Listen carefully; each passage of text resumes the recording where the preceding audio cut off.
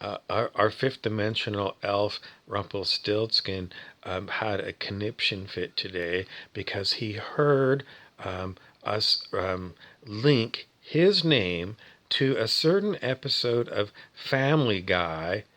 Was it Family Guy? I think it was Family Guy, and it was a sight gag where they showed a bunch of gay men lined up outside of a gay bar to get into it, and the name of the gay bar was Rumps. So we linked Rumps, a bunch of gay men, and a bar, and God knows what else. We linked them to Rumpelstiltskin, and well, then we started thinking, Rumpelstiltskin might not like this linkage.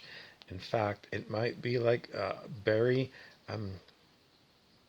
Anyways, so then we started thinking, well, we could change Rumpelstiltskin's nickname to, well, it had been Rumpy, so we thought just Pie. Instead of P would make it Pie, and then his new name could be Pie. But with so many videos that we've made in the past where we've mentioned Rumpelstiltskin the associate, poor Rumpy. You were interested in any more comments people had on no. Little by Little has not been seen. Little by Little is a guy who looks like the actor Donald Pleasence. And we noticed that Donald Pleasence played the character of Judas from the New Testament, the Bible. And I just so happen to have a book that is all about Judas, the Gospel of Judas. So if we're going to take a random page here, the Gospel of Judas.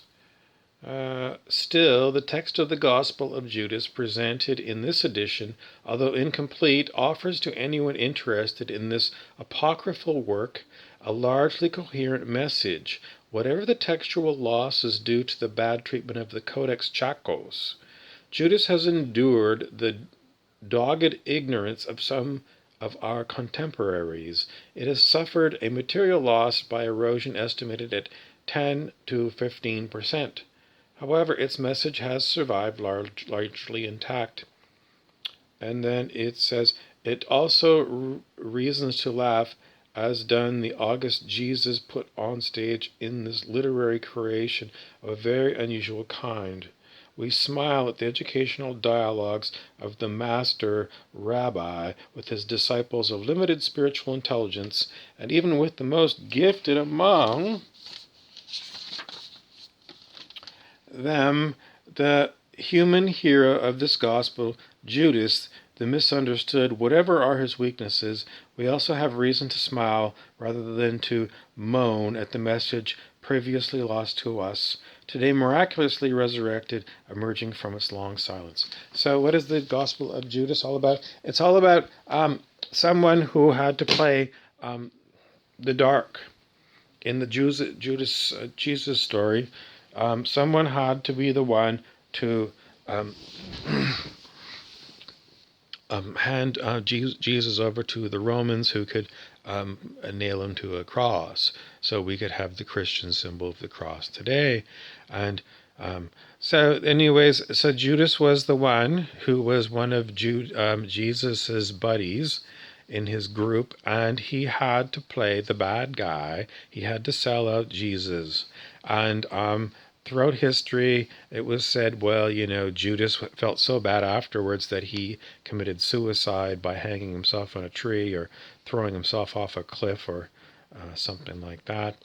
But it always said in the New Testament that Judas committed suicide, and that's supposed to be like what's the major sins of the Roman Catholic Church? One of those things. And basically, if you kill yourself, you're going straight to hell or something. Moving along, we don't want to belabor the point, but in the interest of anyone hearing from our character Vasily Fisk, we need an update, Vasily, and it's been a long time, so we're inviting Vasily Fisk to come back and give us an update on the metaphysical detective story.